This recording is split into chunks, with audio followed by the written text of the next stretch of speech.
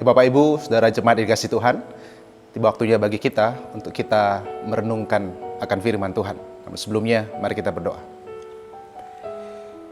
Ya Tuhan, kami sungguh bersyukur karena Tuhan selalu baik dalam kehidupan kami. Kau selalu menuntun kehidupan kami masing-masing dalam kehidupan yang kami jalani di dalam penyertaan dan bimbingan Tuhan. Dan saat ini bersama-sama dalam ibadah ini kami rindu untuk mendengar firman Tuhan kembali. Berkenan Kau berbicara setiap kami, berkatilah kami semua dimanapun kami boleh mendengar akan firman pada saat ini diberitakan. Roh Kudus bekerja atas kami, memberkati kami semua dengan firman-Mu, sehingga kami yang mendengarnya akan beroleh berkat dari kebenaran-Mu. Inilah kami Tuhan, isilah kami dengan firman-Mu. Kami siap dan rindu untuk menerima firman-Mu. Di dalam nama Tuhan Yesus Kristus kami berdoa dan kami memohon firman Tuhan. Amin. Saudara kasih Tuhan, mari kita bersama akan merenungkan firman Tuhan yang kita dasarkan dari surat 2 Petrus pasal yang pertama. Kita akan membaca ayat 16 sampai dengan ayat yang ke-19. 2 Petrus pasal yang pertama, ayat 16 sampai dengan ayat yang ke-19. Saya akan membacakan firman Tuhan bagi kita semua. Demikian bunyinya. Sebab kami tidak mengikuti dongeng-dongeng isapan jempol manusia ketika kami memberitahukan kepadamu kuasa dan kedatangan Tuhan kita, Yesus Kristus sebagai Raja. Tetapi kami adalah saksi mata dari kebesarannya. Kami menyaksikan bagaimana Ia menerima kehormatan dan kemuliaan dari Allah Bapa ketika datang kepadanya suara yang maha mulia yang mengatakan, "Inilah anak yang kukasihi, kepadanya lah aku berkenan." Suara itu kami dengar datang dari surga ketika kami bersama-sama dengan Dia di atas gunung yang kudus. Dengan demikian kami makin diteguhkan oleh firman yang telah disampaikan oleh para nabi. Alangkah baiknya kalau kamu memperhatikannya sama seperti memperhatikan pelita yang bercahaya di tempat yang gelap sampai fajar menyingsing dan bintang timur terbit bersinar di dalam hatimu. Jika firman Tuhan saudara, berbagailah kita yang mau mendengar firman Tuhan, yang mau menyimpan dalam hati, dan yang terus mau melakukan dalam kehidupan hari demi hari. Haleluya. Bapak Ibu kasih Tuhan, shalom bagi kita semua. Pada saat ini kita bersama diberi waktu oleh Tuhan di tengah situasi yang mungkin secara manusia pandemi ini belum menandakan situasi yang lebih baik daripada sebelumnya. Tetapi kita yakin, saya percaya saudara semua kita ada dalam satu pengharapan yang teguh kepada Tuhan kita Yesus Kristus.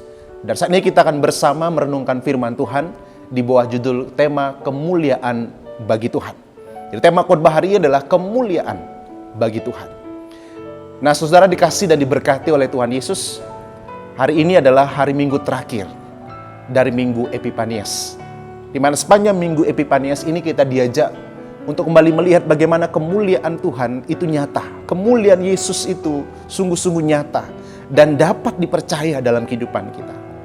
Nah Bapak Ibu dikasih Tuhan, ketika kita membaca bagian daripada perikop yang kita telah baca dari 2 Petrus tadi, maka kita akan melihat satu penegasan di minggu terakhir Epifanias ini, bahwa kemuliaan Kristus itu adalah kemuliaan yang memang nyata sebagai Tuhan, sebagai Allah dalam kehidupan manusia. Kalau kita perhatikan bacaan kita tadi, bagaimana kemuliaan Kristus dikatakan digenapi. Bahkan Petrus yang menulis surat 2 Petrus itu bersaksi, waktu ketika dia bersama dengan Tuhan Yesus di atas gunung kudus, juga bersama dengan Yakobus, dan juga bersama dengan Yohanes pada saat itu. Mereka melihat penampakan dari Elia yang menggambarkan nubuatan, dan penampakan dari Musa yang menggambarkan akan hukum Taurat, hukum Tuhan. Di mana ketika Yesus ada di situ, suara dari surga, kata Petrus dalam bacaan kita, Rasul Petrus mengatakan, suara yang kami dengar dari Maha Mulia, yang mengatakan inilah anakku yang kukasihi, kepadanya aku berkenan. Saudara, apa yang menjadi sebuah kesaksian dari Petrus ini adalah sebuah penegasan bahwa kemuliaan Kristus itu adalah kemuliaan yang sudah dibuatkan sebelumnya dan digenapi di dalam Kristus Yesus Tuhan. Itulah di bagian awal bacaan kita, saudara, kenapa Rasul Petrus sampai menegaskan apa yang kami beritakan itu bukan dongeng, bukan cerita, bukan katanya, tapi sebuah kenyataan yang tidak bisa untuk dibantah, bahwa kemuliaan Kristus itu telah dinyatakan dalam diri Kristus sebagai Tuhan dalam kehidupannya. Saudara kasih Tuhan, ini sangat-sangat jelas nyata, saudara, bagi kita untuk meneguhkan bahwa tidak ada keraguan akan kemuliaan Kristus. Maka saudara, kalau saudara baca Mazmur minggu kita hari ini, Mazmur 97 ayat 1 sampai ayat yang ke-9. Di sana saudara kita bisa melihat ayat pertama dan ayat ke-9 secara khusus dalam Mazmur yang kita baca dari Mazmur 97 itu. Jelas sekali Mazmur itu menegaskan betapa Dia Tuhan adalah Raja. Dan betapa kemuliaannya itu nyata atas kehidupan kita. Apa kata pemazmur saudara? Saya ingin mengajak saudara melihat ayat yang pertama dan ayat ke-9 saja dari pasal 97. Begini bunyinya, Tuhan adalah Raja. Biarlah bumi bersorak-sorai, biarlah banyak pulau bersukacita. Lalu ayat ke-9 berbunyi, sebab Engkaulah ya Tuhan yang maha tinggi. Di atas seluruh bumi, Engkau sangat dimuliakan di atas segala Allah. Saudara, Mazmur yang kita baca, Mazmur 97, memberikan sebuah peneguhan yang jelas. Bagaimana Mazmur bersaksi, bahwa Dialah Raja, bersorak-soraklah, bahkan seluruh bangsa memuji Dia. Dan di bagian terakhir dari Mazmur yang kita baca, di situ ditegaskan, Dialah Allah, segala Allah. Kemuliaan Allah nyata dalam kehidupan kita. Nah, Bapak Ibu Saudara dikasih Tuhan, sampai di sini saudara, saya meyakini kita kepada keyakinan bahwa kemuliaan Kristus itu nyata. Nah, tapi sekarang lebih jauh yang perlu kita renungkan adalah apa yang kita bisa pelajari, apa yang perlu kita responi ketika Kristus Tuhan penuh dengan kemuliaan itu dalam kehidupan kita. Nah, saudara, yang menarik saudara, dalam introitus kita yang kita baca dari Yesaya 60 yang kedua bagian B, di situ ditegaskan saudara bahwa terang Tuhan terbit atas kita dan kemuliaan Tuhan menjadi nyata atas kita. Saya ingin menggarisbawahi kalimat kata yang mengatakan kemuliaan Tuhan menjadi nyata atas kita. Berarti ada kemuliaan Tuhan yang nyata dan itu dinyatakan dalam kehidupan manusia sehingga menjadi nyata atas kita. Sederhananya saudara, kemuliaan Tuhan diberikan kepada manusia. Kapan itu terjadi saudara? Ketika Dia menciptakan kita.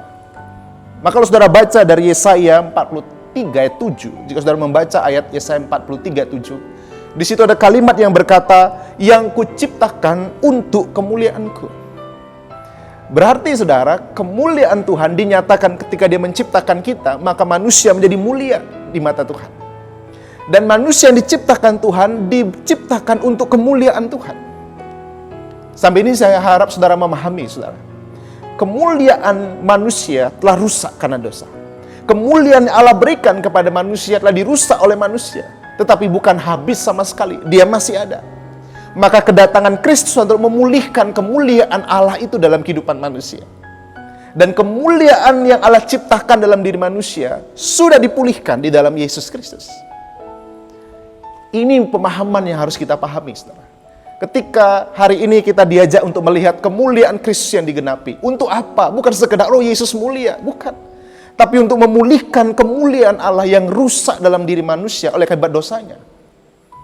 Maka penting bagi kita sekarang untuk melihat bagaimana kemuliaan itu dinyatakan, dipulihkan dalam diri kita. Dan apa yang bisa kita pelajari, apa yang perlu kita responi dalam kehidupan ini. Nah, Bapak Saudara dikasih Tuhan, saya ingin kita mengajak melihat lebih jauh sekarang.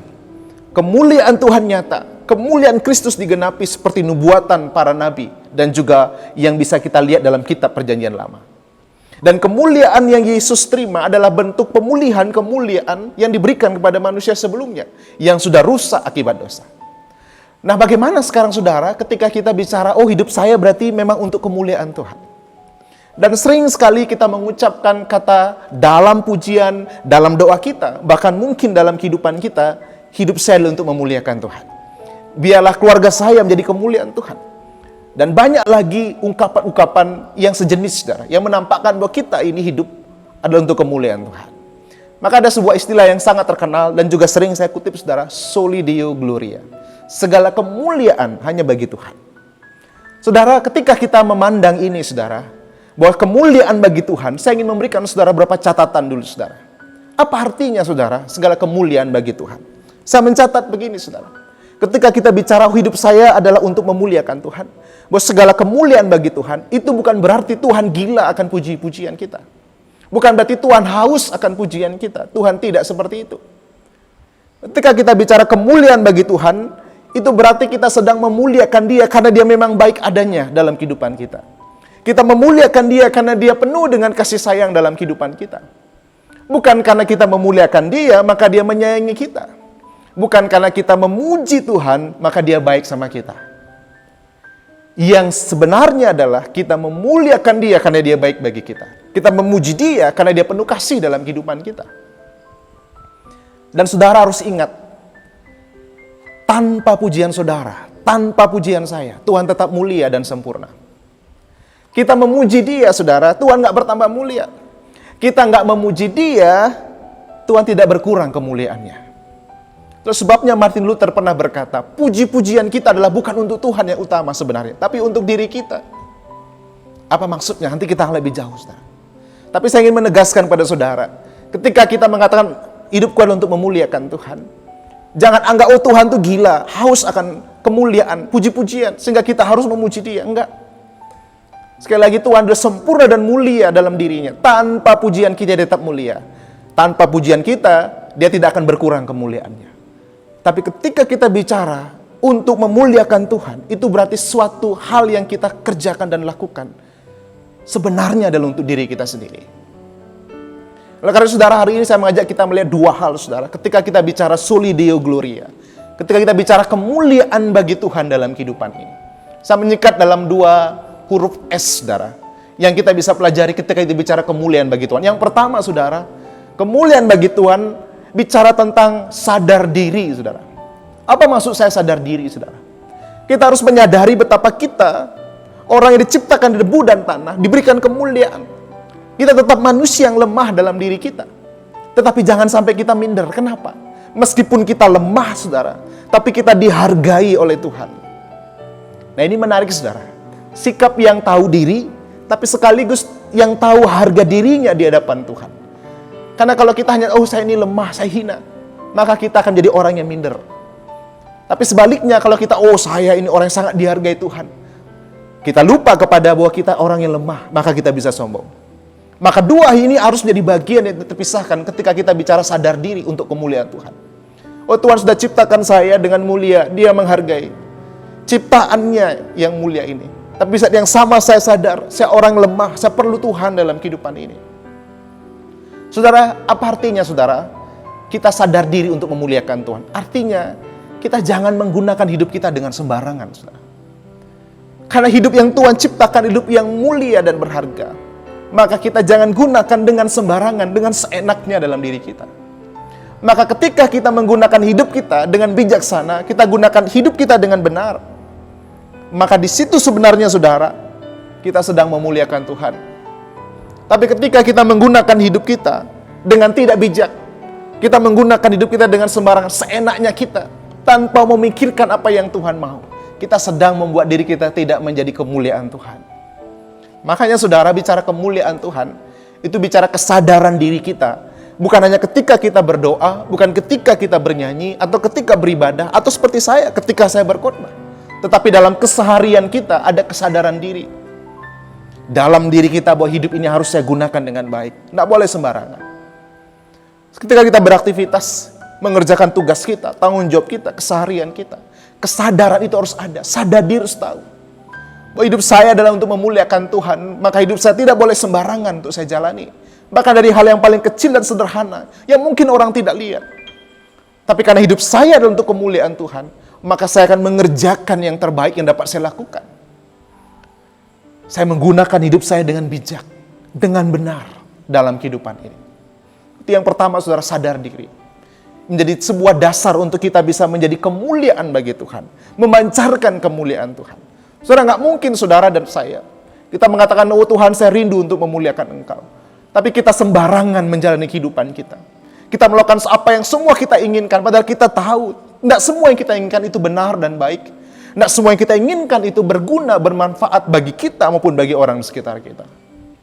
Maka ketika saudara dan saya, kita mengingat kemuliaan Tuhan yang telah dipulihkan dalam diri kita, maka kita sedang diingatkan, gunakanlah kehidupanmu dengan bijak. Jangan sembarangan, jangan seenaknya. Terakhir yang kedua, saudara, ketika kita bicara kemuliaan bagi Tuhan, soli Deo Gloria, maka kita sedang untuk diingatkan sikap terhadap sesama. S yang kedua, sikap terhadap sesama. Apa artinya, saudara? Seorang bapak gereja di awal abad pertama, dia pernah menulis begini, saudara, dalam bahasa Latin. Seorang bernama Irenaeus berkata, Gloria Dei vivens homo. Apa artinya, saudara? Ayat ini atau ungkapan ini, saudara, mempunyai makna Tuhan dimuliakan melalui sikapmu kepada sesamamu. Engkau memperlakukan sesamamu dengan manusiawi, itu bagian kau memuliakan Tuhan. Kenapa, saudara? Karena dalam diri manusia ada kemuliaan Tuhan. Maka saudara, ketika kita mau mengatakan hidup saya untuk kemuliaan Tuhan, berarti kita diingatkan jangan memperlakukan sesama kita dengan semena-mena. Jangan kita memperlakukan orang lain dengan cara tidak menghargai mereka. Saudara, nggak mungkin saudara dan saya kita berbicara, berdoa, bernyanyi dengan nyanyian, oh kumuliakan Tuhan, kemuliaan bagi Tuhan di tempat maha tinggi. Dan banyak lagi pujian kita, ungkapan kita. Saya ingin memuliakan Tuhan. Tapi di saat yang sama, saudara, kita nggak menghargai pasangan kita. Kita nggak menghormati anak kita. Kita nggak menghormati orang tua kita, kakak kita, adik kita, sesama kita. Kita meremehkan orang dalam kehidupan kita. Maka kita sedang membuat diri kita tidak memancarkan kemuliaan Tuhan. Dan kita sedang membuat diri kita meremehkan kemuliaan Tuhan di dalam sesama kita. Saudara, artinya ketika saudara dan saya, kita mau rindu kemuliaan hanya bagi Tuhan, maka mari kita perhatikan sikap kita terhadap sesama kita. Mulai dari istri kita, suami kita, anak kita, kakak kita, adik kita, orang tua kita, saudara kita. Dan juga kepada saudara seiman, bahkan sesama kita di luar komunitas kita. Dan sikap kita kepada orang menandakan bagaimana kita memandang kemuliaan Tuhan itu dalam diri kita maupun dalam diri orang lain. Sekali lagi saudara, yang kedua, kemuliaan bagi Tuhan artinya kita bukan menjadi orang-orang yang memperlakukan sesamanya dengan semena-mena, yang tidak menghargai orang lain sebagaimana harusnya menghargai sebagai sesama manusia, yang merendahkan orang lain meskipun mungkin dari status, kedudukan, apapun mungkin dari sisi manusia yang kita lihat, dia bukan dalam kondisi yang boleh dikatakan perlu dihormati. Tapi kita perlu tetap menghormati, menghargai dia sebagai tanda kemuliaan bagi Tuhan. Bapak saudara kasih Tuhan, kita semua orang-orang yang telah dikaruniakan kemuliaan Tuhan. Kemuliaan yang telah digenapi seperti bacaan kita. Dan biarlah hidup kita adalah untuk memuliakan Tuhan. Melalui yang pertama sadar diri. Yang kedua melalui sikap kita terhadap sesama dengan benar dan bijak. Biar ini menolong kita saudara dalam kehidupan kita. Di tengah berbagai hal yang harus kita jalani. Biarlah hidup kita benar-benar memuliakan Tuhan. Biarlah hidup kita benar-benar berkata soli Deo Gloria, kemuliaan bagi Tuhan. Tuhan memberkati saudara semua. Amin. Mari kita bersama berdoa, saudara. Ya Tuhan, kami sungguh bersyukur Tuhan, karena pada saat ini Engkau kembali mengingatkan kepada kami. Engkau Tuhan yang mulia, berkenan menciptakan kami dari debu dan tanah. Engkau menghembuskan nafas untuk menyatakan kemuliaan-Mu dalam diri kami. Tapi karena dosa, kemuliaan itu menjadi rusak. Tapi Kristus Yesus datang ke dunia yang menggenapi segala nubuatan tentang kemuliaan keilahian, kemuliaan Tuhan. Memulihkan kemuliaan itu dalam diri manusia yang mau sungguh-sungguh percaya dan bertobat. Dan Engkau sungguh rindu untuk menjadikan kami kemuliaan-Mu dalam kehidupan ini, semata-mata demi kebaikan kami. Maka kami bersyukur untuk firman-Mu Tuhan yang boleh bersama kami renungkan saat ini. Betapa kami harus hidup dalam sadar diri, bahwa Engkau sangat menghargai kami, tapi kami tetap manusia yang lemah, yang perlu Tuhan. Ketika kami sadar akan diri kami, maka di saat itulah Tuhan kami akan membangun kehidupan kami dengan benar. Tidak dengan sembarangan menggunakan kehidupan ini. Dan kami juga dapat memuliakan Engkau melalui sikap hidup kami terhadap sesama kami. Terima kasih Tuhan, kami rindu sungguh Tuhan, hidup ini memuliakan Tuhan. Maka tolonglah kami yang lemah ini Tuhan, supaya kami sungguh hidup bagi kemuliaan-Mu. Berkati setiap jemaat-Mu dalam kehidupan mereka. Berkati keluarga mereka. Berkati usaha pekerjaan mereka. Kami mohon perlindungan-Mu atas kami. Hikmat-Mu untuk menjalani kehidupan di tengah pandemi ini. Supaya kami tetap bijaksana, berhati-hati, sekaligus tetap berpengharapan di dalam Tuhan. Tuhan tahu segala pergumulan tiap-tiap keluarga. Kau tahu setiap pergumulan setiap pribadi Tuhan. Hamba berdoa kekuatan Tuhan, hikmat-Mu akan menuntun mereka untuk berjalan di dalam apa yang Tuhan mau. Sehingga mereka boleh melihat akan pintu-pintu yang Tuhan buka. Jalan keluar dari setiap pergumulan yang mereka hadapi. Biar mereka tidak menyerah, tidak berputus asa. Tapi tetap beriman, berpengharapan di dalam Yesus Kristus Tuhan yang menolong dan menopang mereka. Terima kasih ya Tuhan, terpujilah Engkau dalam kehidupan kami. Biarlah kasih Tuhan bersama dengan kami semua. Dan biarlah damai sejahtera Allah yang melampaui akal pikiran manusia, memelihara hati pikiran saudara, jemaat Tuhan, di dalam Kristus Yesus. Sehingga Roh Kudus Engkau akan melihat tangan Tuhan yang menyertai dan memberkati kehidupan saudara sekalian. Memberkati keluarga saudara, memberkati usaha pekerjaan saudara. Di dalam nama Tuhan Yesus. Haleluya. Amin. Bapak Ibu jemaat yang dikasihi Tuhan, mari kita tetap berwaspada, berhikmat, tetap ikuti himbauan pemerintah, taat protokol kesehatan dimanapun berada, bangun kehidupan iman kita, imun kita, pengharapan di dalam Tuhan. Salam sehat bagi kita semua, selamat hari Minggu, Tuhan Yesus memberkati saudara.